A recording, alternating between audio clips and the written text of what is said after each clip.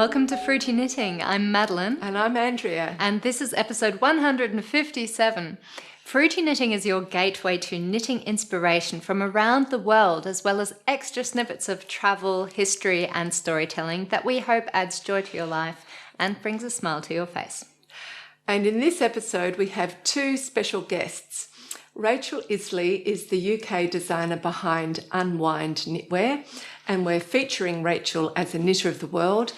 And then we have the Swiss tatter or Frivolité lace maker, Geraldine Lucille, and her brand is Lucille Lace. Madeleine's going to introduce her in just a moment.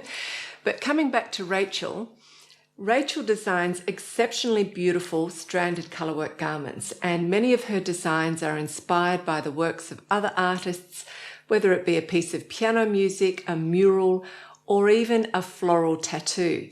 And Rachel is a pianist herself, and she translates musical phrases or motifs into striking colourwork patterns, and she explains all of that in her segment.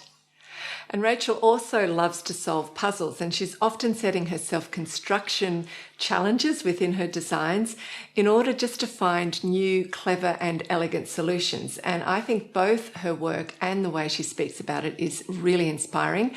So we're really delighted to have her on Fruity Knitting. Yeah. And our second guest is Geraldine from Lucille Lace. And we met her earlier this year at the Swiss Yarn Festival. Geraldine is an art historian with a deep love for the art of tatting, also known as Frivolité in French. And at the time she was teaching classes on tatting at the Swiss Yarn Festival. Tatting is a simple lace-making technique that requires only a thread and a small shuttle. And with these you make tiny knots to create beautiful detailed lace patterns. Tatting became popular in the 18th century, especially amongst the upper class. And Geraldine discovered tatting when she set herself the goal to recreate a 1880s Victorian evening gown all the way from the undergarments to the dress itself. So when she came to the corset and needed some lace, she decided to learn how to do tatting, tatted lace instead of bobbin lace, because tatting is very easy to learn and it's also highly portable because it only requires that shuttle and wound up with thread. And this initial project quickly blossomed into a full-time passion. So today, through her brand Lucille Lace, Geraldine makes and sells beautiful pieces of tatted lace, from jewellery like earrings and rings to doilies, clothing trims and even bags. And I was so inspired by her designs and also the simplicity of tatting that I decided to teach myself to tat. And I even made myself a piece of lace for my wedding dress, which was a really exciting secret project, which I'm very happy to share with you in this episode. And also included in the program is a short travel vlog on the Dartmoor National Park. So this is a really stunning area in the south of England, and it's known for its rugged moorlands, beautiful forests and very romantic river valleys. And we visited Dartmoor during our recent trip to the UK when we also interviewed the new owners of the John Arbon Textiles woolen mill. And we were just so inspired by both the woolen mill and this stunning landscape that we thought this is going to make a perfect location for another knitting retreat. So since then, we've been working really hard to put together what we think is a really fantastic program of activities. So this retreat will take place in April 26th. And we'll share more details about that later on in the program. But now it's time for under construction. And I'm going to give you an update on my jean cardigan by the German designer Kolibri by Johnna. So just to remind you, here's a picture of the original design. It's a classic raglan cardigan worked from the top down in one piece. And the pattern has wavy stripes made by alternating garter stitch and lace stripes. And I think that makes it look both cosy and elegant. And I particularly love the V neckline and the romantic balloon sleeves. So this is my version. This is what I've done so far. Pretty much everything except for the double knit button band. And I'm just going to slip it on now so you can see what it looks like. And I'm going to speak about the yarns first. So the design recommends a DK weight yarn, that's something that knits up to a DK weight gauge of 22 stitches and 34 rows. And the yarns that I used two that I held together, and my gauge, I got exactly 22 stitches, 34 rows. So I thought I was really winning here. And I'll tell you about these yarns. Both of them are made from the German company Pasquale, which has its headquarters just outside of Cologne here in Germany. Arctic Pearl is made from seaweed fibre and is 100% lyocell. It's very soft, drapey and shiny, and the mohair bliss yarn is 60% organic kid mohair and 40% silk. So if you're interested, the colour doesn't actually have a name, it's just got a number, 818.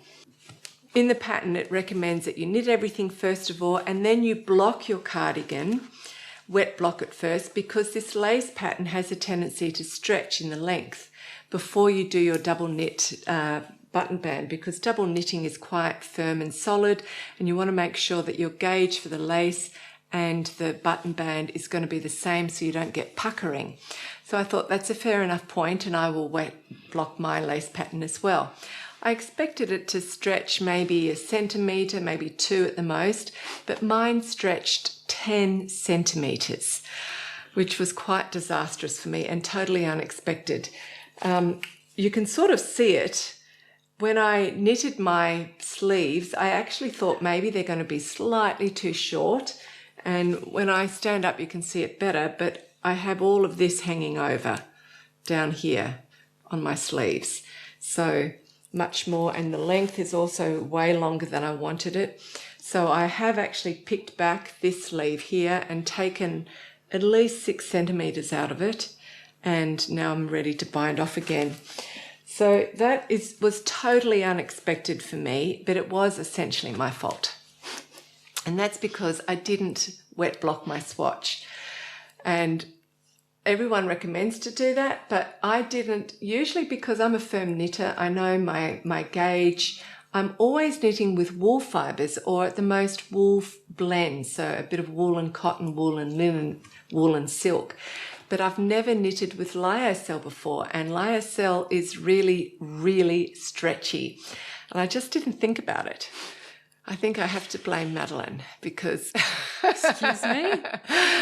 Because we've been so busy with her wedding preparation. What?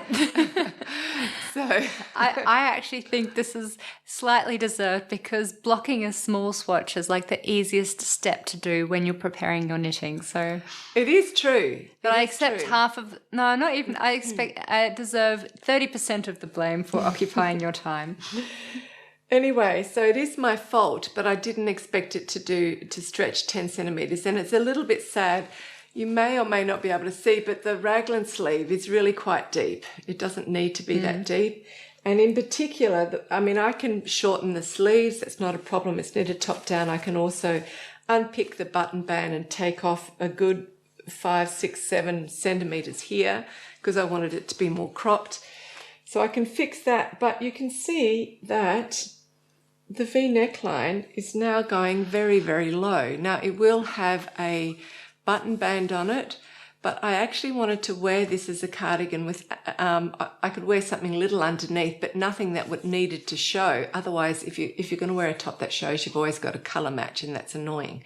So I'm not going to have the effect that I wanted. So there you go. That's a lesson to learn. Particularly pay attention if you're using these plant fibres, which can just stretch like crazy.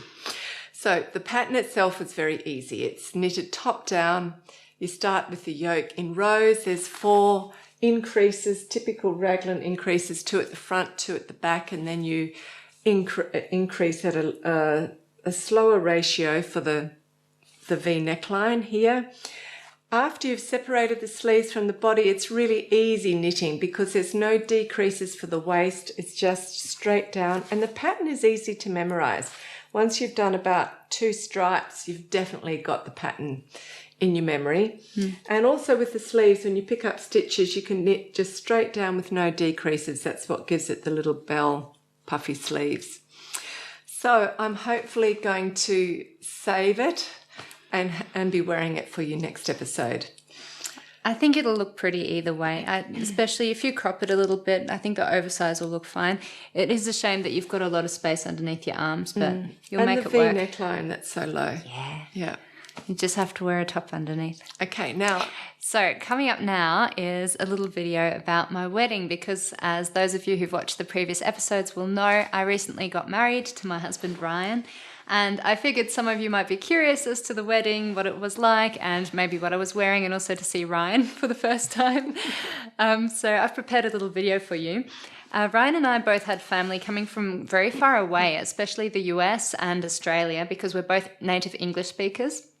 And so that's why we decided to celebrate our wedding at Hof Schleiersbach, which is a beautiful organic cattle farm in the Odenwald forest, which is just an hour away from Frankfurt. And this way our guests could stay overnight, over the whole weekend, and we would all get to spend more quality time together. Our family also has a deep connection with this farm and the Boom family who have cared for it for generations. When I was a child, we spent our holidays here twice a year, and since I had no grandparents in Germany, Frau Boom, the farmer's wife, became like a grandmother to me. I often joined Herr Boom, her husband, and their son Christoph out in the cow fields, helping to set up the fences. I learned to steer a car, I raced tractors down the hill, spent hours with the cows in the cow barn, and jumping from hay bale to hay bale. Every night I would go to bed extremely tired, smelling of straw and extremely happy. Our guest list was very international, and amongst those guests you'll recognise Charlotte Stone from Stone Knits, who drove up from Switzerland, and Sophia from the Sophia's Tales podcast, who travelled all the way from Norway. Sophia and my Aunt Michaela, who you also know from episode 119, gifted us their artistic skills by preparing the flower bouquets for myself and my bridesmaids and decorating the beautiful wedding arch, which turned out so stunning.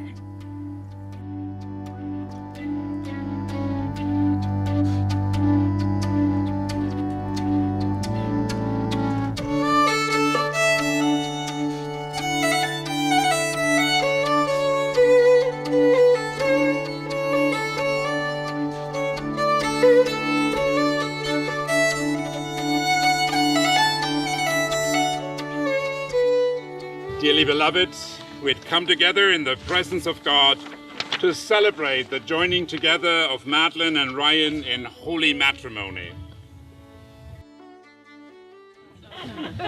Now don't worry, I've not come here to show off my knitting skills. This is not about me. I'm not the one in a fancy dress you need to pay attention to. Of course, it is a reference to fruity knitting, and I might be a fruity knitter, but my knitting skills are really minor. No human being is perfect, not even a priest. There are always stitches that get dropped. And yet as a priest I can assure you that this dropping of stitches is not a disaster. It might turn into something beautiful if you're willing to go back to fix the knit. If you ignore the dropped stitch, however, it will in all likelihood unravel, and you will be back to an ordinary string of wool in no time. The knitting pros amongst you will have noticed, and did notice, because I heard you say it, that I knitted a few stitches, and they weren't the same. Rather, I knitted a few stitches the Anglo-Saxon way, and the other one the German way. I know that Ryan and Madeleine often process the world in different ways, right? And neither way is wrong or false or an anathema. Rather, it is a different way. It's a different way of doing things that often inspires life-giving dynamics. Only together, in their unique ways, will they knit life in a way that finishes the work that God has given them to do. And I trust that for Madeleine and Ryan, this work will be better and more exciting and more beautiful than the scarves I knit. And the blessing of God Almighty, Father, Son, and Holy Spirit be with you all forevermore. Amen. Amen. Amen. And now you may kiss each other.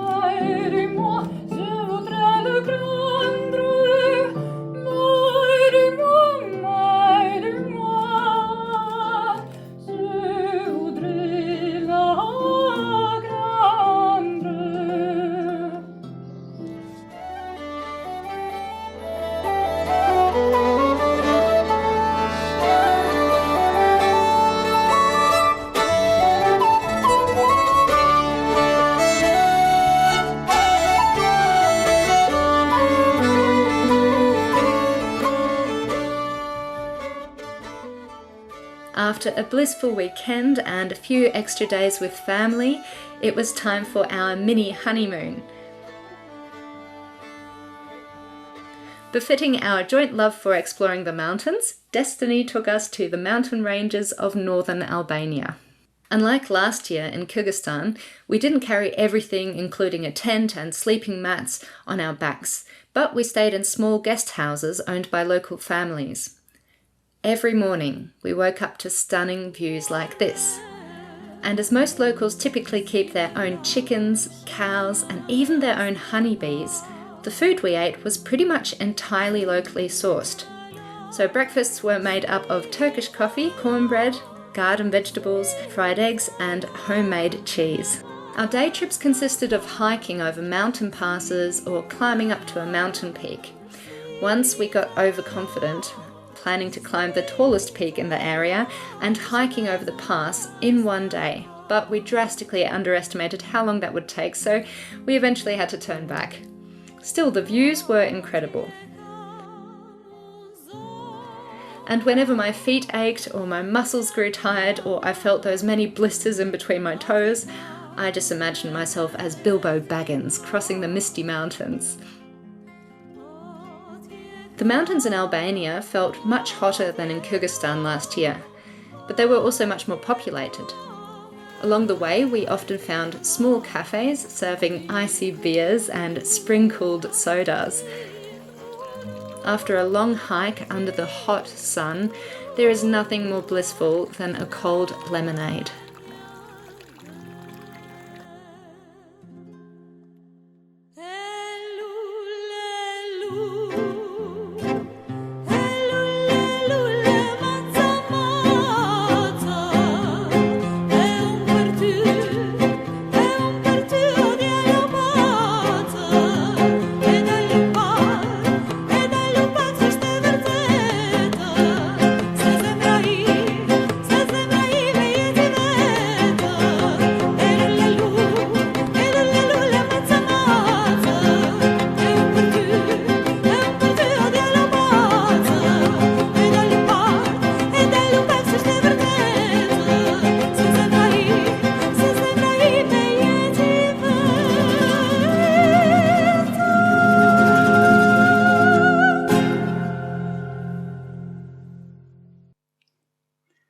Welcome back. I hope you enjoyed the video about the wedding. It was such a beautiful celebration and so much more wonderful than I could have even imagined. I'm really grateful to everyone who came and just that it turned out so lovely. It was stunning. Stunning wedding. Yeah. Oh, and also, can you believe that sermon with all the knitting themes in it? That was a complete surprise for us, but I'm not surprised that Marcus, who's our reverend in our local church community, did a good job because he always does great sermons. All right, so if you looked very closely at my wedding outfit on the video, you might have noticed a piece of lace that goes on the back of my shoulders, and that is the tatted lace that I made myself. Now, as you also saw, the dress has a low V neckline and an even lower cut back. And to avoid the dress falling off my shoulders, the seamstress added this simple strap of fabric to the back of my dress. Here's a picture of me wearing the dress, and I'm really sorry about the bad lighting. After the seamstress altered the dress to fit my measurements, she added this green strap that I just showed you to the back of my dress, and it looked roughly like this. And I didn't expect this. I completely understood that this was necessary for practical reasons, but I didn't really like the end result because I thought it looked less elegant than without the strap. However, I definitely needed something to hold the back pieces together because I wanted to feel comfortable on my wedding day. Especially when you're dancing. I know, but also sitting actually, without worrying about any accidental exposure.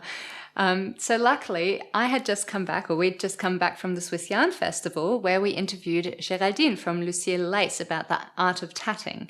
And so I decided to teach myself how to tat in order to create an elegant strap of lace fabric with which to replace this simpler strap of fabric to hold the back together.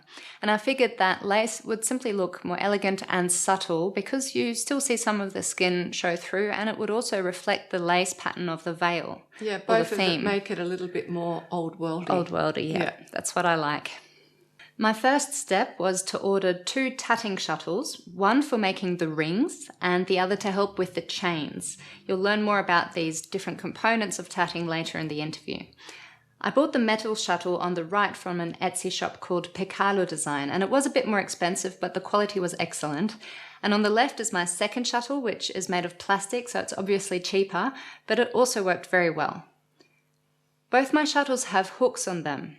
The hook on the metal shuttle is very thin, which made it incredibly useful for unpicking mistakes, but it could also split the thread easily, which was sometimes frustrating. I got better at avoiding this with practice though. And the plastic shuttle's hook, on the other hand, is thicker and more blunt, so it never split my thread, but it was no help for unpicking those tight knots either. So in the end, both of these shuttles had their pros and cons, and I was really grateful to have them both on hand, depending on what I needed in the moment. There are lots of free tatting tutorials on YouTube, but as a beginner, it's overwhelming to know where to start, so I actually came across a very good introduction class by Marilee Rockley on Craftsy, which I can recommend. And then once I learned the basics of tatting, I had to find a suitable thread that perfectly matched the colour of my dress. So I went to our local sewing shop, which stocks hundreds of sewing threads from the German company Gütermann, and initially I got a sewing thread that was 100% polyester. However, when I started tatting with it, I found the material to be too stiff to close very small rings, which was necessary for this pattern. So instead, I switched to silk, and as you can see, the silk rings worked perfectly. Yeah, so if you're interested in tatting and you're happy to have a fine gauge, then I recommend using 100% silk sewing threads because they come in hundreds of different colors, which is great.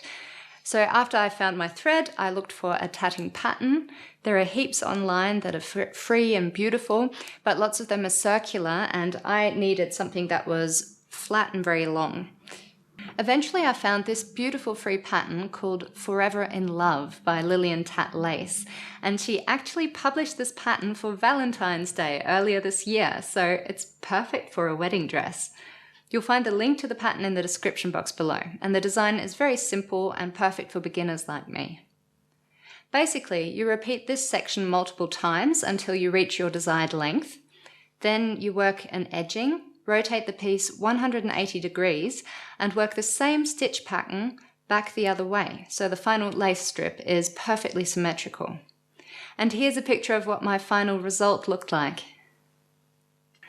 Tatting this strap of lace took me so many hours to do, and believe me, it's not fun to fix mistakes in tatting because you're creating all these tight knots and it's really difficult to unpick them. So if it got really bad, I just cut it off and joined a new thread, but you don't really want to do that too often because you hide the end of that thread underneath the double knots that you create, and that makes the whole tatting look a bit bulky and stiff. Also, yeah, keep going. Yeah, also you can't tat on a bus if it's really bumpy, or if you're commuting on a very short trip, because you can't easily just pack it away when you need to leave like you can with knitting. With tatting, you want to finish the section that you're doing, otherwise the knots will flip, which means that they are no longer movable along the base thread, which is what everything is based on, the movability of these knots. And then you need to do everything again. I have to say, I was so nervous about her doing this. I think the end result was brilliant, and because the dress is very shiny and simple, and then you've got this elegant piece of lace across the back, and like we said before, it also reflects the lacy vow. So I'm really glad with the results, but I was so nervous the whole time because I was thinking, gosh, we're so busy. She's learning something for her wedding dress in a short time. Is she going to be able to do it? Yes. And also, at the last minute on the day, I had to actually tighten it up a little bit. So, and I was sort of shaking, and I thought, I haven't brought my sewing with me. And so I just sort of, if you can imagine where's that little green thread? Have you got that piece? Yeah. So it was just very slightly long, so I put it underneath the dress like that and then sewed it down, and I was really shaking, thinking, I hope I can do this really fast without anybody seeing it. This was literally when I was about to leave my room to get photos taken with Ryan. We realised that when I sat down, the dress kind of opened up a little bit. Yeah, So Mum did emergency surgery on it. And that's one comment I can make. I wouldn't recommend doing lace to hold something together. I haven't worked with lace before, but of course, because it's so holey, it'll pull and it'll stretch and length. It's a bit like my cardigan. Exactly. So I kind of needed something like this and then lace around it to hold it together, because the lace is decorative. It's not going to hold any proper weight without being stretched. So you should have swatched and wet blocked. Well, I did, but I didn't think of putting weight on it. That's the problem. Yeah. Anyway, I've learnt my lesson and it still turned out very well, thanks to Mum saving the day in the last moment. It just looked so beautiful with that lace. Yeah. Okay, so coming up now, you're really going to learn all about tatting. It is really quite simple to do, which is great, and the results are beautiful. So, and you'll really enjoy Geraldine Lucille, which is coming up now.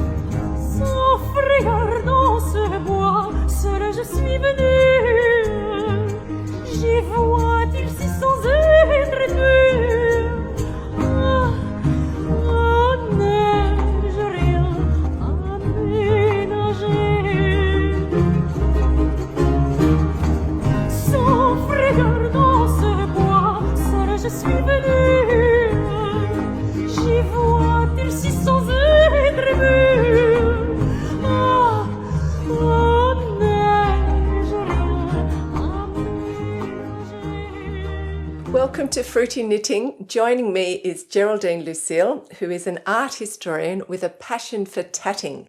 So tatting, or Frivolité as it's called in France, is a beautiful lace-making technique that dates back to the 18th century. And I remember learning the basics of tatting in school and absolutely loving how delicate and intricate it looks. And tatting isn't a widely known craft, so it's really great to have you on Fruity Knitting so we can learn something about it. Thank you very much, Andrea. It's a great honor to be here and to share my passion with you. Good, good. So let's just start by hearing about your background and how you got into tatting. So I studied art history with a focus on the 19th century and folklore. And I'm actually work in a art collection, and I love to be around artists and artistic environments. So I also am creative and artistic, and I made a hobby with the sewing project. Okay. And this one here, right? Yeah, exactly. I wanted to sew a evening gown from 1880 because I'm very into it in the Victorian era. And I just wanted to sew from the underwear to the outerwear. And when I came to the corset, it was common that you have a lace trim. So I was looking for a great lace, and yeah, that's how you came on to tatting. Exactly. And you chose tatting above the others because it's easier to learn? It's very easy to learn, and you don't need much stuff to make it, and yeah, that's why I choose it. And did you learn it from a teacher or online? Just online, because I haven't found anybody in the surroundings. So yeah, the digital area make it possible. Yeah, it's incredible, isn't it? Okay, so that's how you got into it. And what are you finding really challenging or rewarding about tatting? Well, tatting is very tricky because if you make a mistake, you have to redo it. Well, you can cut some parts and add it, but mostly you just start from the beginning. Is that because you're making fine knots all the time? Exactly. Okay. It's a very precise art or craft, and yeah, if you don't do it really precisely, so yeah, you have to restart it. Okay, so we're very lucky with knitting. Okay, so that's what's quite challenging about it, but I guess it makes you focus too, doesn't it? Yeah, for me, it's a mindful hobby or craft. It's more than a hobby. It's just almost a possession. Because in the search of a lace, I really get into this rabbit hole. Okay, And yeah. I'm just still in it. So you're doing it every day? Every day. And I guess it's become a bit like a meditative activity. Yeah, it is very meditating. It gives me focus and just do something completely different from my daily business. Yeah. And my daily. And now you've got your own label, Lucille Lace. Yeah, exactly. So I didn't want to annoy my surrounding with my Frivolité or my Tatting. So I started to do a page in Instagram, a social media page for Facebook and so.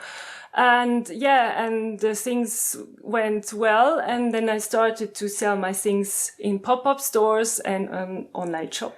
Okay, so typically what you're selling, she's wearing some very sweet little earrings. I don't know if you can pick it up on the camera, but we'll have a look later. And this is also a bit of trimming that you've put on a t-shirt. Exactly, and the brooch and also. The brooch, yeah. So you're kind of decorating yourself. That's super cool. So generally you can use tatting for jewellery. I know it as doilies and things like that, but any kind of trimming that you want to put on your clothes, is that right? Anything. Yeah. You can decorate everything with it. So gradually your house is getting more and more free. Yeah. Okay. And all the presents to my friends also. Is tatting. Oh, that's super cool. Okay, so but how does tatting differ from other lace making techniques, and how was it used historically? So the difference between tatting and other lace making technique is that in tatting you do knots, and this is also the problem with the associations in Switzerland and in France, that it's not recognized as real lace, they said it, and I guess it's because it's knotted and not weaved or woven or stitched. Okay. Exactly. Yeah. So the most obvious lace technique in Switzerland is the bobbin lace. But I thought for me it was too bulky because you need the cushion, you need the bobbins, and you cannot take it with you. Mm-hmm. And so here's a picture of it. Exactly. So you've got umpteen bobbins here, which you obviously have to lay down in a row, don't you? Exactly. And then you have these the pattern and the cushion, and then you wave it. Okay, so you're weaving in the bobbins, and then this just gets turned round and round as you're making the trimming, as the trimming gets longer. Yeah, so it really is a sit-down kind of a... Yeah. Yeah. And with the tatting lace, you can bring it to whatever you want. So you can tat in the car, not driving. Yeah. Or in whatever you want to do. And so this you just need a shuttle. You just need a shuttle and a thread, and that's it. Okay. And so what's the peg doing here? Well, if you don't have a shuttle, because in Switzerland it's very difficult to get it, or it's very expensive. Okay. Or you just have one size. You can also tat with a clothes peg. Or with your fingers, with your bare fingers. That's also possible. So it's very easy. Yeah, it is very, very portable. And so typically a shuttle is open. Is it open at both ends or only one? Well, you have here different kinds of shuttles. Normally, this is an old one in horn.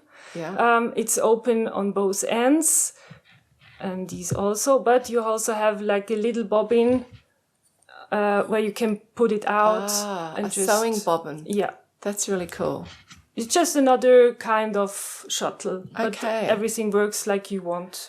Now, you were telling me that they used to use tatting on old costumes, Bernese sort of traditional costumes. And we've got some pictures here. So this is a traditional Bernese costume. And here you have it's called the gulle, the black part over the shoulder, and they have a tatting trim. So it's very traditional in Switzerland. And also in France, yeah. Okay. And you're teaching that to people who are making these costumes still? I also made one for a friend of mine, and she wanted a special one, so with hearts. It's very cute. But yeah. Okay.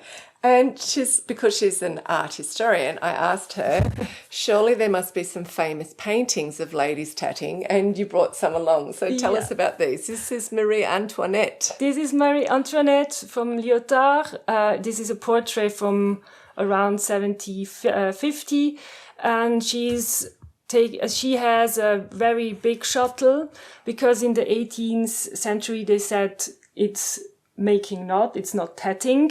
And I have some sources, they said that historically they made specimens like trims for decoration. For curtains and for things. Curtains. Or cushions. Or cushions, exactly. And so you have a thicker thread and you need a thicker shuttle or a bigger shuttle, because with the thick thread you don't have much. Okay. So it really was an aristocratic craft if she's doing it. It was an upper class craft at the beginning, and then it came down to the lower classes. Exactly. And here's another painting with a very thick thread, I would say. So tell us about this painting. Well, this painting is from Jean-Marc Nattier. This is Madame Adélaïde de la France. And it's called Faisant des nœuds, making knots. Okay. Because the term tatting or frivolité came in the 18th century. Okay. In the 19th century. Okay. Much later. It sounds a little bit more sophisticated than making knots. Exactly. Okay. And this one? This is from the Piemontese school. This is Christine of Hesse-Rotenburg. Also have a shuttle, but a bit smaller. Yeah. One. Okay. Yeah. Okay. So this is also still from the 18th century. Yeah. And this is a picture or a painting from Renoir. It's called La Frivolité. This is from 1906, and here you see the shuttle is very, very small. Yeah, okay, and it's got the sophisticated name now. Exactly. Okay, that's super cool.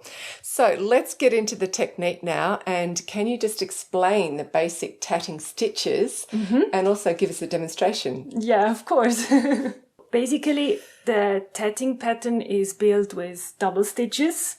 So here you have an example. We built double stitches into a ring or double stitches into a chain. And then to decorate it or to have a connection between the rings or the chains, you have the picot. These are the little loops here. So, for example, here you have a very simple pattern. This one is the same. It's just one row, and then you can connect it on the second row, and then you have a beautiful pattern. Then here you start with the ring with 3 picots, then a chain, a picot, and a chain, and then again a ring. Do you connect it to the other ring? The chain, the ring, the chain, the ring, the chain. Okay, and the little picot stitches in between are used there to connect the actual rings there. Okay. Cool. So it's all variations on that theme. Yeah, it's like the basic stitch or the basic, and then you can build up everything you want. So, for example, you can make some cloves. They say that it's called clover leaf. So you can connect 3 rings together. Then you make a chain, 3 rings together. 3 rings together, a chain, 3 rings together, a chain, and so on. And then you have a beautiful pattern, and you can loop a ribbon through it exactly. like this. And this is a choker. Exactly. Okay. And you can wear it as a jewellery. Okay, let's have a looky. I need a lower top, but it looks gorgeous, I'm sure. It's beautiful. Yeah. Okay, and you were saying that this is actually a pattern, a tatting pattern that dates back to 1870s or something exactly. like that. This is 70 and these 3 also. 1870. 1870. Okay, and we've got some here. So how do they differ, I'm wondering, compared to a knitting pattern? Is there a lot of instructions or? Well, it's all written. Sometimes if you are lucky, you have a picture. Okay, so for this one, no, that's another pattern. We've got one here. We start with the 1870 pattern. Yeah. So here you have the picture and the instruction is here. And they call it pearl instead of picot. Picot, exactly. And yeah, sometimes it's a bit cryptic. And sometimes I change also the pattern because I don't understand quite well how it means, or they forget the picot or to connect, and yeah. Okay, so it hasn't been test edited. No. Okay, so this was typically in a woman's magazine or a household magazine or something. Yeah, they have also an encyclopedia of needlework, and it's also like a chapter only with tatting pattern or tatting instructions. Okay, and what you're working on now is is also a tatting pattern. From what date? 1944. This is more easy than the old ones. Why is that? Because the instructions are better, or? Instructions are better, are more clear, and also the picture is more clear. Okay, and this is it here? Yeah. So it's a doily, is it, or? Yeah, it is a doily. It's a snowflake doily. Oh, gorgeous. Okay, and how would you classify it in level of difficulty? It's not so difficult, but it's very time consuming. So you work in rows.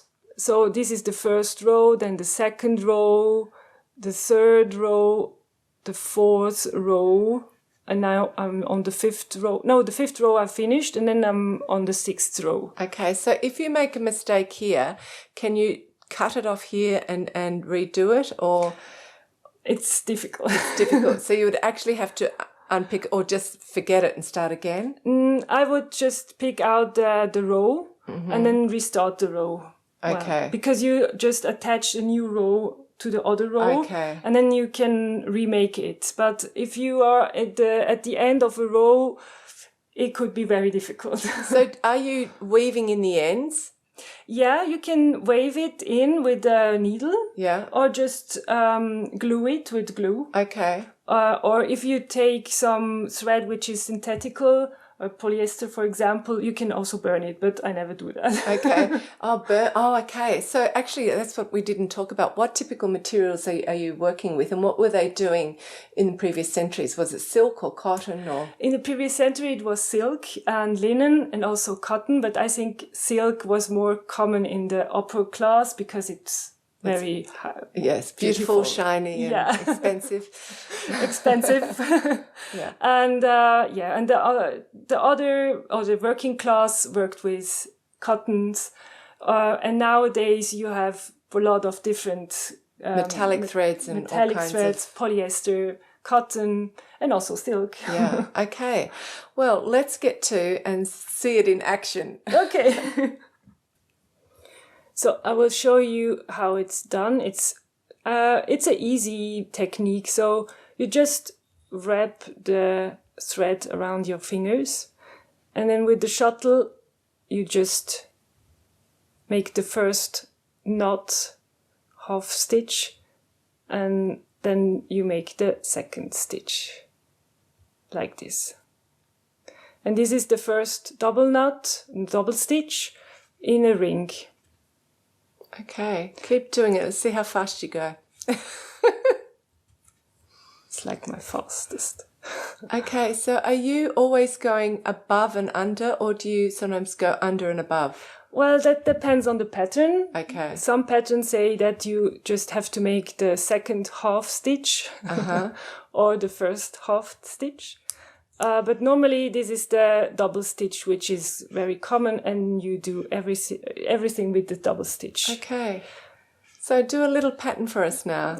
So then it's also easy to count. I cannot count the stitches in crochet or knitting. Yeah. So here you have the 3 double stitches. Then we make the 4th one. Then we make a picot. It's just... you keep this little loop here, and then you make the second half of the stitch, and then you have a picot. And then you squish it up. Yeah, and then you have a cool. picot, and then you make the first double stitch, the second one, third one, and the 4th one, and then you just pull the thread to a small ring. And here you have a little ring. Oh, wow. That's cute. And I do my technique because, when you do some tatting, you do it for hours. Like knitting. And then your wrist starts to hurt. So I see I see some people who's just pulling. Yeah, doing a lot of movement, and that hurts the wrist. So I just do the minimal movement with the wrist, so I can tat like hours. Yeah. Okay, so if you don't have your hands resting somewhere, can you do it here? Would you? Yeah, you can do it like this, or just lying, or sitting, or driving. No, not driving. Or waiting, or whatever. Okay. And then you just put it on your purse, and you're done. Okay, And because you are doing knots, it's not easy to let it get off. Yeah, to undo them. Unpick them with the sound. So it looks like a nightmare. Yeah, genau. Okay, Exactly. okay. So that's the thing if you do some mistakes. So it's difficult to redo it. Okay, well, look, let's end the interview by just seeing a bit more of your work. Okay. Well, here you see some product that I sell in my shop. So you have some earrings and little bags, a doily, a jewelry box, a headband. Okay, let's see how that looks. That's done in metallic thread, right? Yeah. Okay. This is metallic thread. It's like this. Okay, gorgeous. And also a ring. You're wearing a gorgeous ring. That looks quite interesting because you've done it layer upon layer to give it a bit of height. Yes, but it's a very simple thing. It's just loops. Yeah. It just rings, and then you put it together in like a 3D-dimensional part, and then you have a ring. Okay, gorgeous. And these are just metallic threads here. Metallic threads. This is cotton. This is polyester. And here I added some beads. This is without beads. Yeah, just for decoration, just to make it pretty. And the beading is not difficult. I assume you're putting it in around the picot. Is that right? Yeah, you have different possibilities. You just put it on the thread and then you wave it, or just knot it in the pattern, or you do it after it. Okay, great. So there are different techniques, but I do it with I knot it in the pattern. Okay, yeah. In the design. Good. Well, this is really exciting to see. It's been fantastic to have you on Fruity Knitting. So thank you for spending time with us and showing us your gorgeous, gorgeous wares. Let's say goodbye to the audience. Thank you very much, and bye. Bye.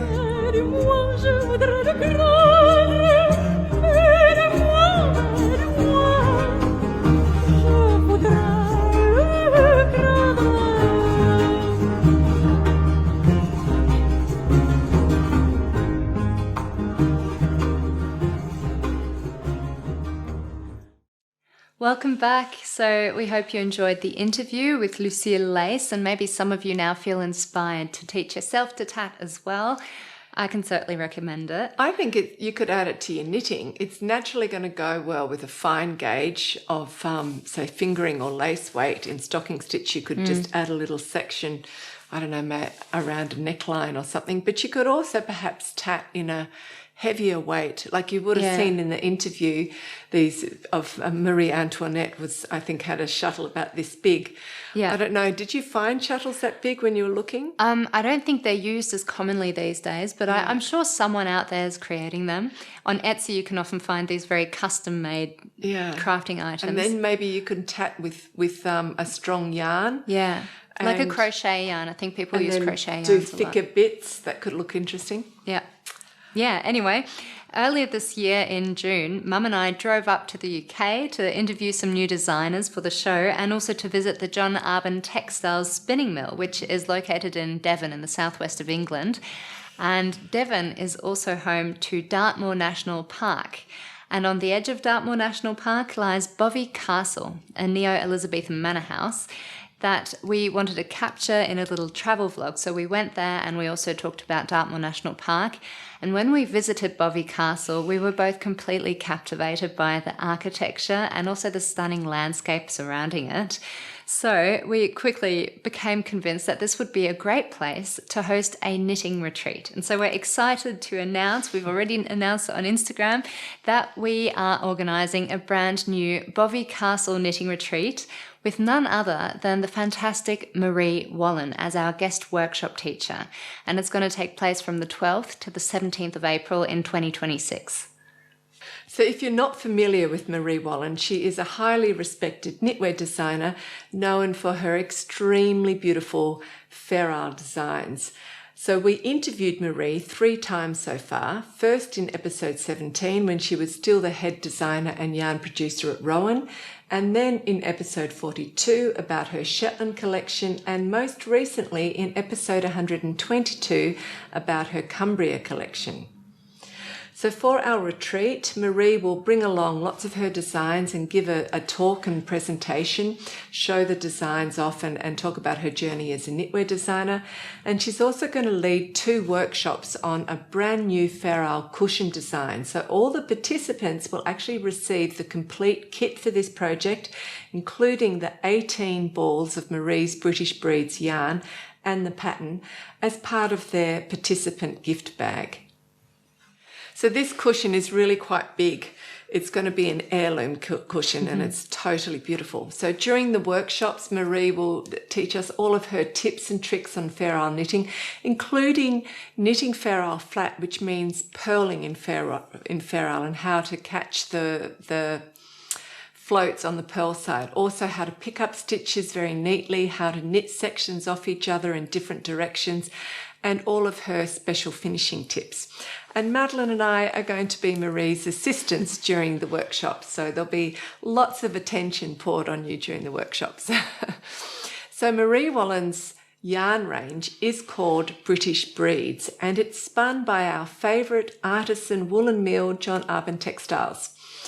So which is actually located not that far from Bovey Castle. So on one of the days, we're going to take you on a tour around Johnna Textiles woolen mill, and you'll be able to see how they produce their extremely beautiful worsted yarns.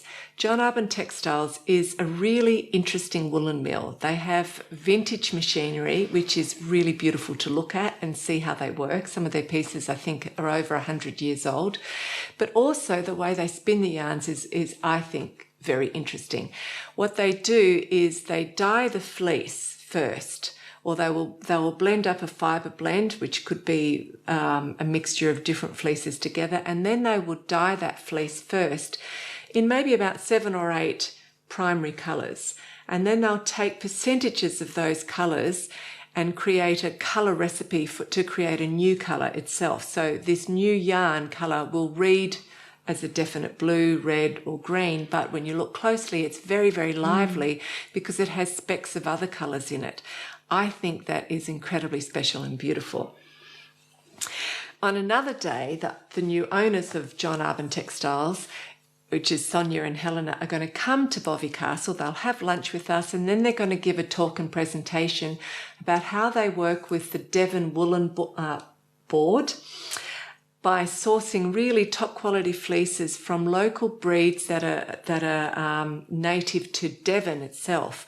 So they'll talk about how they work together with the woolen board, and they're also going to talk about how they work together with designers to create custom-made fibre blends and colour recipes, designers like Marie Wallen. And we have some exciting news.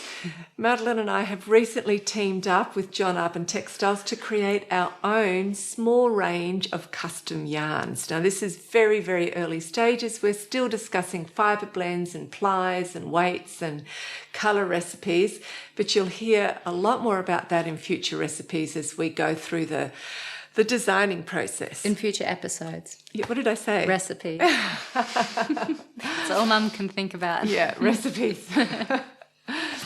Now, in our past retreats, we've also had quite a few knitters bring along their non-knitting husbands, daughters or best friends to the retreat. And for this retreat, they'll also be able to join in on all of the activities outside of the actual knitting workshops with Marie. And what I'm super excited about is that we've also organised a special falcon experience where we'll be meeting and interacting with owls, falcons, hawks and eagles. We'll learn about their habitats, and we're even going to fly them ourselves. And Dartmoor is really the perfect location to do this in. They'll all be native birds, and we'll be doing this on the grounds of Bovey Castle. We're also going to visit a working honey farm where we'll have a look inside a beehive and take an educational tour through the honey factory. So we're super excited about this program of activities that we've put together. I really can't wait to participate in myself. I think those are the best programs.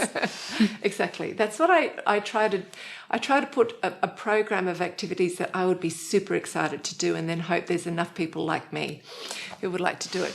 So as usual, we always open up our registrations first to our patrons as a very big thank you for their faithful support. Yeah, and we didn't expect that it would be booked out so quickly. So we're really sorry that we're announcing it now and it's already booked out, but we are thinking about doing a second retreat. We have to look with the hotel and the rest of the program to see if we can repeat it. But if another retreat with a similar program does take place, that would be in March in 2026, and we will make sure to keep you updated on that. So coming up now, though, is our short travel vlog on the Dartmoor National Park, which I think you'll really enjoy. Yeah.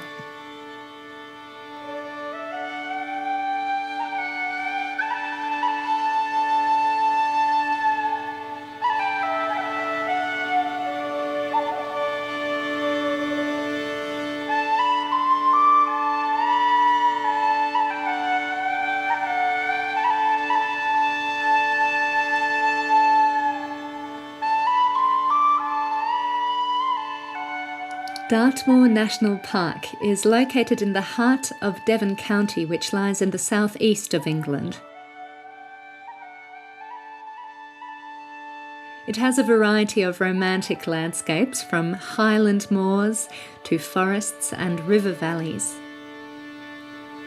My young love said to me, my mother. At first glance, Dartmoor may seem wild and untouched, but this landscape has been shaped by humans for thousands of years. People have lived here since prehistoric times, and their presence is still visible today. The park is full of archaeological treasures, from prehistoric stone circles and graves to the ruins of medieval villages. For thousands of years, humans have mined the land for metals, especially tin, copper and iron. Till our wedding day. She stepped away from me, and she moved through the fair. And fondly I watched her go here and go there, and she went her way homeward with one star away.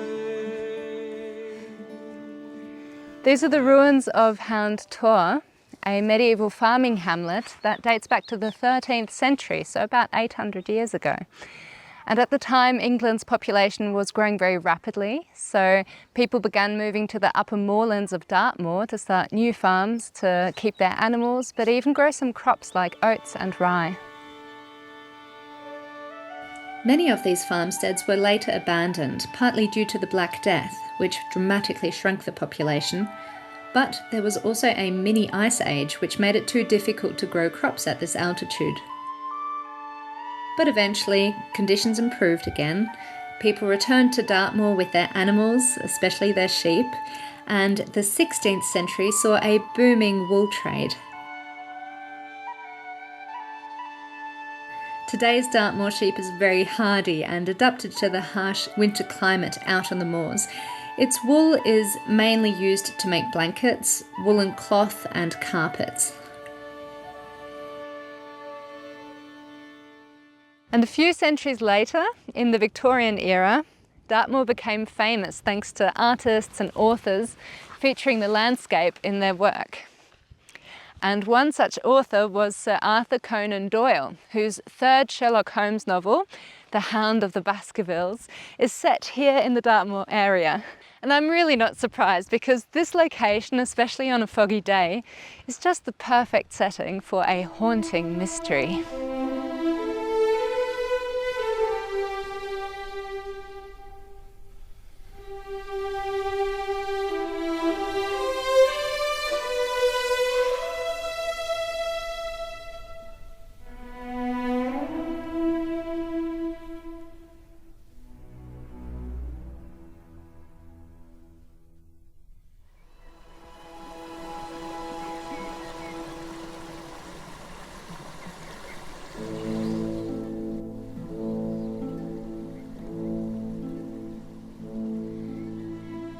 Tucked away in the northeast of Dartmoor National Park is a stunning mansion that feels like it belongs to another era.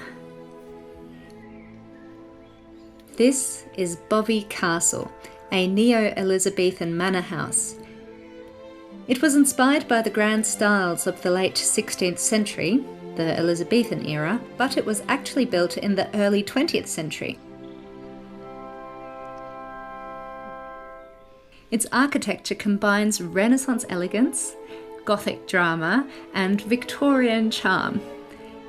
Even arriving by car, you feel like you're stepping back in time.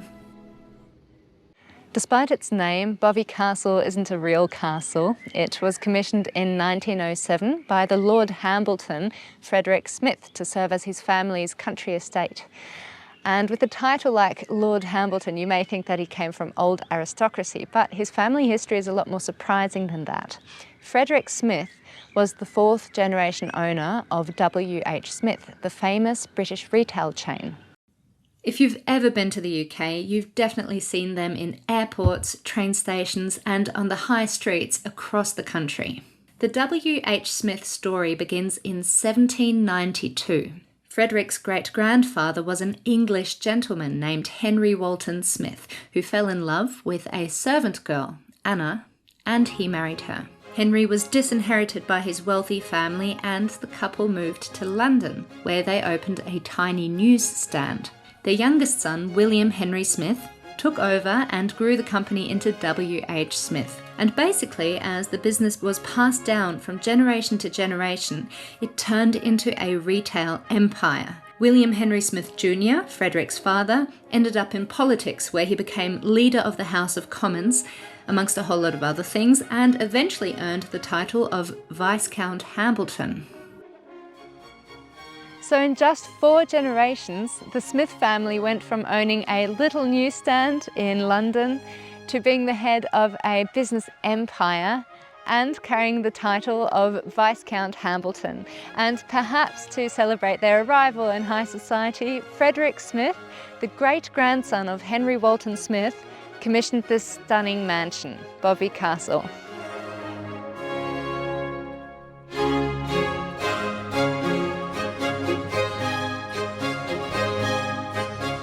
These walls consist of sturdy Dartmoor granite, and the craftsmanship here is amazing. The facade is covered in carved stonework.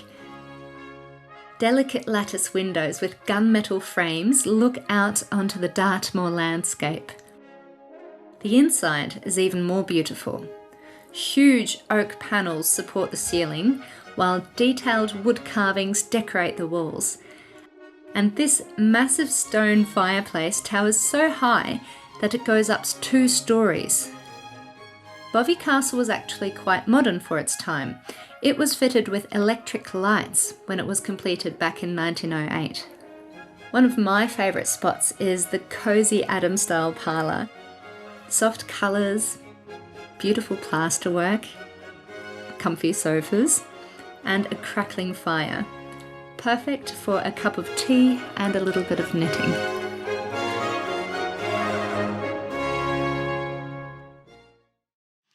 Welcome back.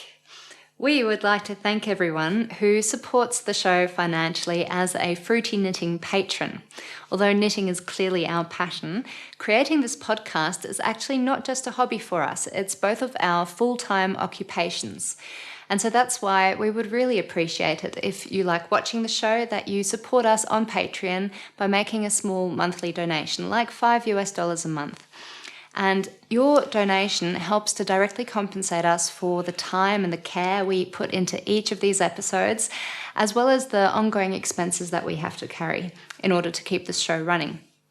So luckily it's really easy to support us. Just go to patreon.com/fruityknitting. The link is in the description box below, and you can choose between 3 levels of support. You can be a Hebridean, a Merino, or a Shetland patron. Thank you so much for watching the show, and thank you for your support. Yes, thank you very much. And speaking of patrons, our upcoming Knitter of the World, Rachel from Unwind Knitwear, is giving Fruity Knitting patrons a 25% discount on all her self-published patterns. So Rachel's designs are intricate and elegant. They feature unique colourwork motifs and delicate cables, and many are inspired by music and other art forms. So Fruity Knitting patrons can find all the discount details on our Patron page as usual. And thank you very much to Rachel for this generous offer. So it's time for us to say goodbye now. Have fun meeting Rachel. Her designs are truly beautiful and very inspiring. And we're looking forward to seeing you again in September. Thank you for spending time with us.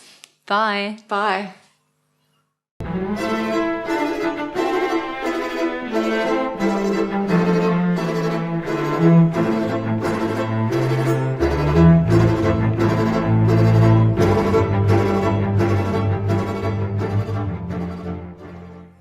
Hi everyone, my name is Rachel Ilsley. I'm a knitwear designer, also known as Unwind Knitwear.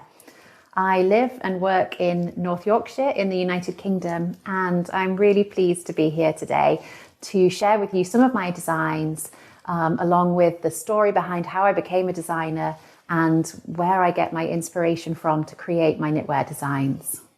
As a young child, I always had a creative instinct, and I always really enjoyed creative activities.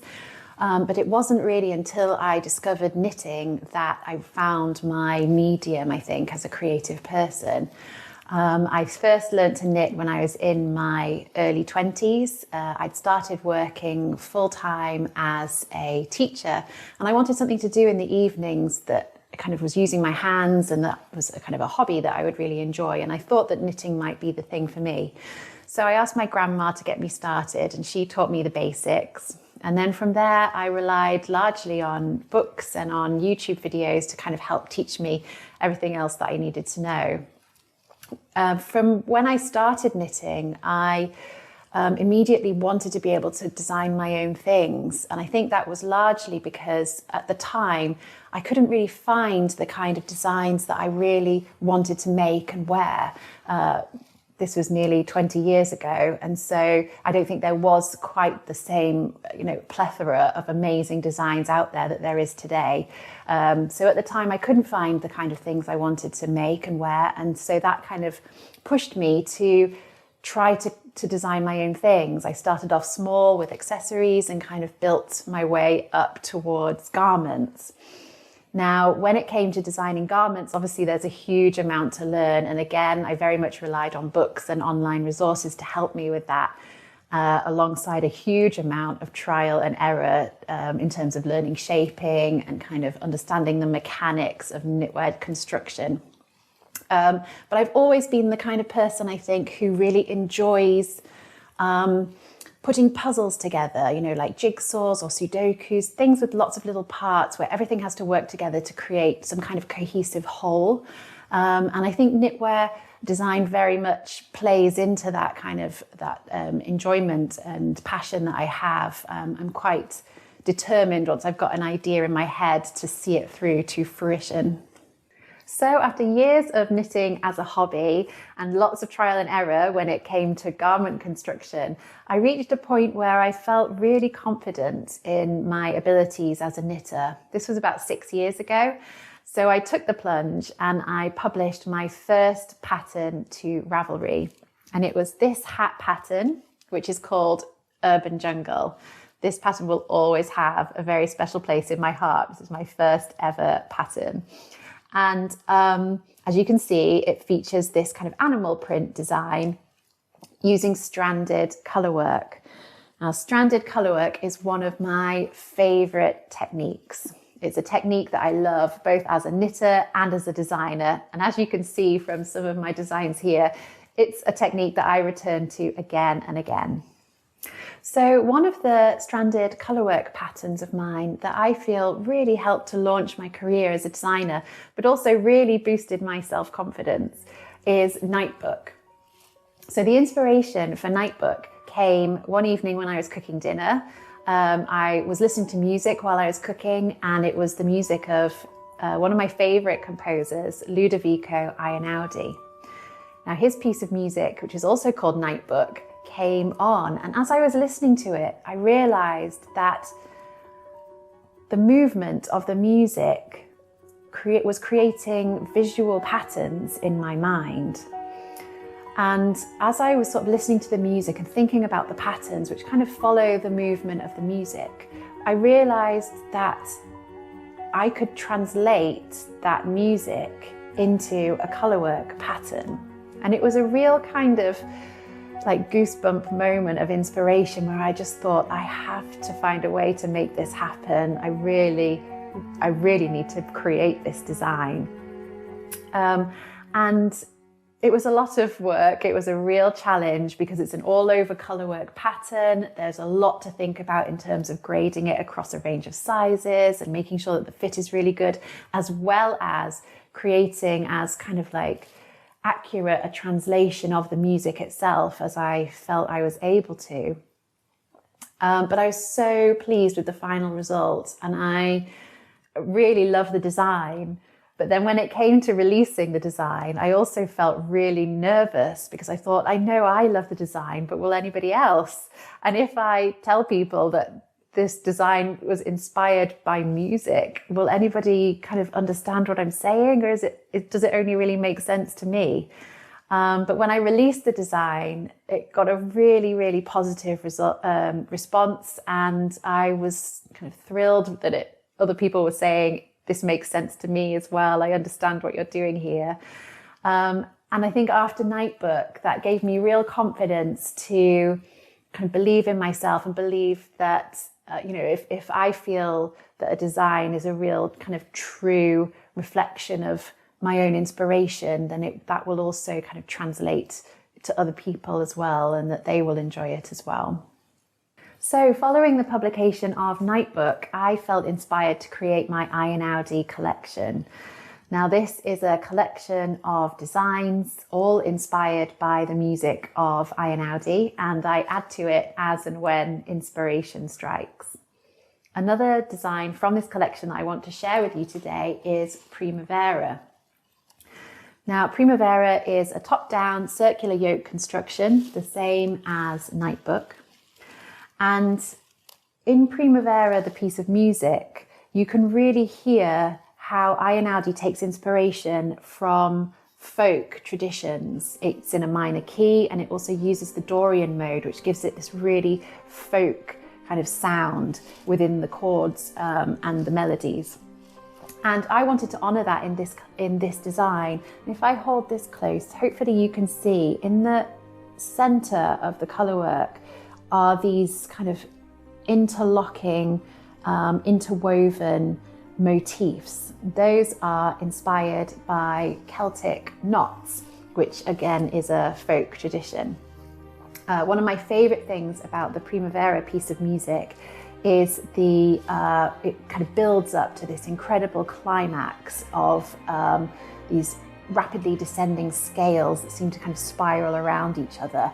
And so here at the bottom of the colourwork, you can see I've created these spirals of my own in the colourwork pattern, which kind of pay homage to the music.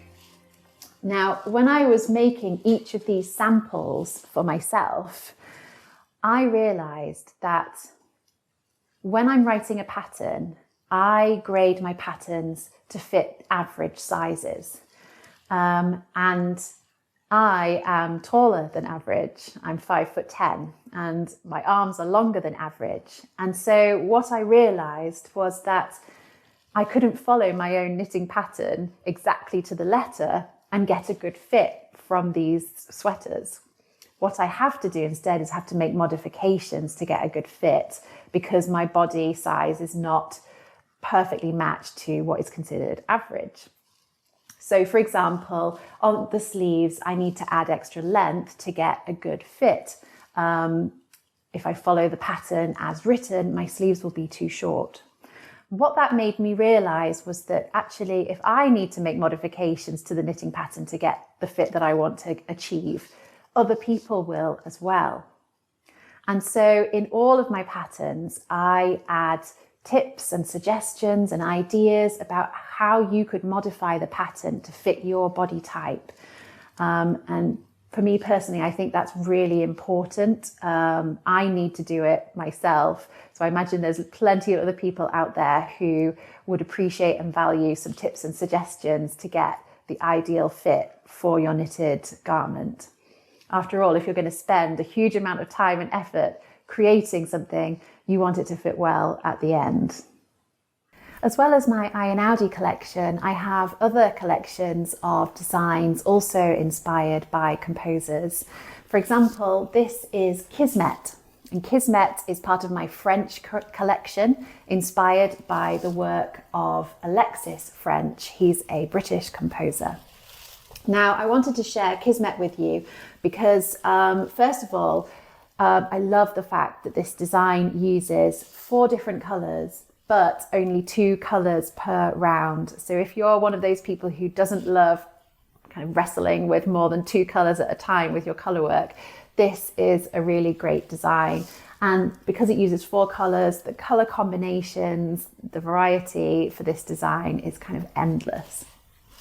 But I also love it because here I've used a modified raglan construction. Now, the standard raglan construction uses kind of a regular rate of increases from the neckline down to the shoulder, creating this diagonal kind of raglan seam. Now, a modified raglan adjusts the rate of increases and gets a better fit. So here, for example, along the top, you have a higher rate of increases at the front and the back, which helps to push the sleeve stitches outwards a little bit and get a better fit at the shoulder. You then have a more even rate of increases down the main body of the jumper, and then another increase in the rate of increases for the front and the back here to create a nice curve at the underarm. So that's a modified raglan construction, which gives a better fit than a standard raglan construction. As well as taking inspiration for my designs from music, I'm also inspired by nature. I have another collection of works which are all inspired either by nature or by the work of other artists who are also inspired by nature. I'm going to share some of those with you now. So the first of these is Ashmore. Now, Ashmore is named after Jenny Ashmore, and she is a pressed flower artist. She creates some really beautiful work using pressed flowers, and this yoke design is intended to kind of honour her work using these flower and leaf motifs. Now, when it comes to colour work, I have a real bugbear about the jog in the round. When I first started to learn colour work, I loved the technique, hated the jog in the round. I hated getting to the end of that round and seeing that step in the design, in the pattern every time. And so something that I have always done in my own patterns is to chart out the jog in the round.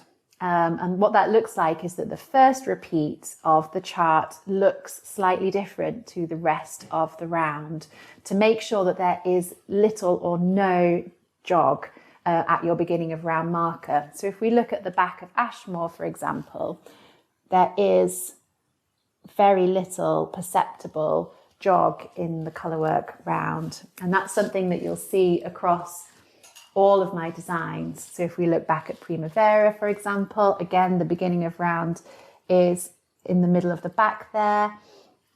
you can't really see that it's there. And that's one of those little details that I love to put into my patterns. And I think also helps to make your knits look kind of as professional as possible. Another design from my organics collection that I'd love to share with you is Sculpt. Now this is a cable pattern. I'm going to hold it close because it's very delicate. As you can see, it is cables, and they're kind of a twisted knit cable, which creates this beautiful pattern. Now this takes inspiration from an artist called John Foreman. On Instagram, he's Sculpt the World, hence the name Sculpt. And he is an outdoor artist. He creates art in sand and pebbles and leaves and outdoors. I love his work, and I wanted to create a design that honours what he creates. And in a similar vein is my Fenwick shawl. Now, Linda Fenwick is an incredible shell artist. I'm lucky enough to live near a gorgeous stately home called Newby Hall. They have a couple of garden pavilions in their grounds, and they hired Linda Fenwick to create 2 beautiful shell murals inside their garden pavilions. And this shawl is inspired by those murals. Again, I'm going to hold it close so you can see some of the textures. Let's see. So you can see here, there are these kind of like shell-like textures alongside garter stitch and other kind of picked up stitch textures, lots and lots of lovely shell-like textures here to create a really beautiful and drapey shawl. So that one is called the Fenwick shawl. Another design from the same organics collection that I want to share with you is Bloom.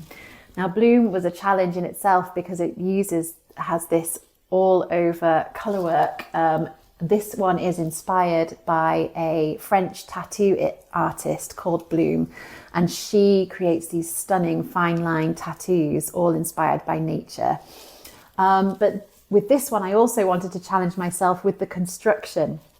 So a little bit tricky to show you, but I will do my best. Here we have the colourwork motif starting on a saddle shoulder panel up here. Which then extends down through the sleeves. So here I wanted to see whether it was possible to create an all over colourwork design with that saddle shoulder construction. And I'm really pleased with the final result. So challenging myself to try out and explore new constructions is something that I really enjoy doing. I'm going to share with you a couple of designs now that have a slightly unusual construction. The first of these is the Nomad Tee. So with the Nomad Tee, I really wanted to explore whether it would be possible to have a vertical section of colourwork rather than horizontal, as is often the case with a top-down sweater design. And here I've wanted to create something with a vertical panel of colourwork with this V-neck, as you can see, but also the colourwork wraps around the back of the neck and down the back as well. So the way that that's worked is by knitting the garment sideways. You start with casting on the armhole. There's also an option for sleeves, short sleeves, if you want to put sleeves onto this design. So you cast on your sleeve or your armhole. And then you use Judy's Magic Cast On to cast on your body stitches for both the front and the back at the same time. You then knit flat back and forth like this along one shoulder, and you put in some increases to shape the shoulder as you work.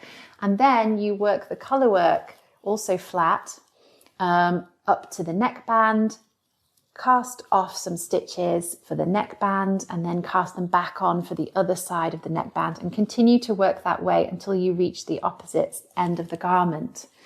The far side of the garment is seamed here with Kitchener stitch, so it matches the Judy's Magic Cast On at the other side, and then you add the waistband and some I-cord to finish the neckband. So that's an unusual construction with a really kind of lovely finished result. So another garment that I have designed with an unusual construction is this one, and this is called Folklore.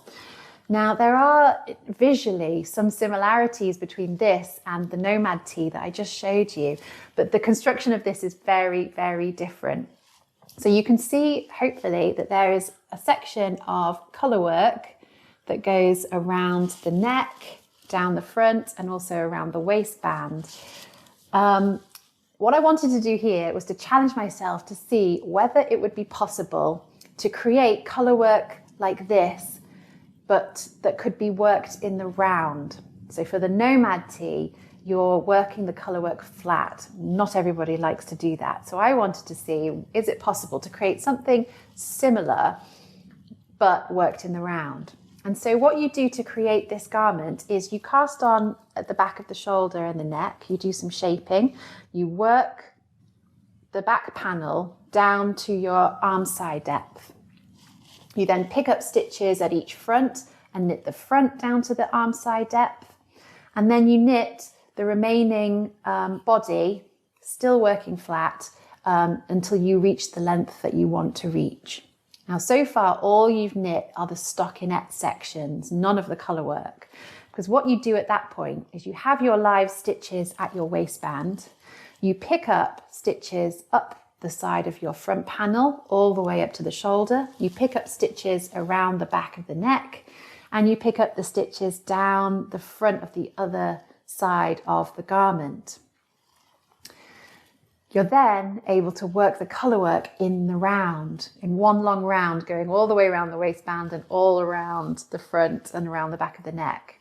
And so you can work all of that colour work in the round. Once you've worked the colour work, you can then seam it together if you want to. There's also an option in the pattern to seam those two sides separately and have it as more of an open cardigan or waistcoat.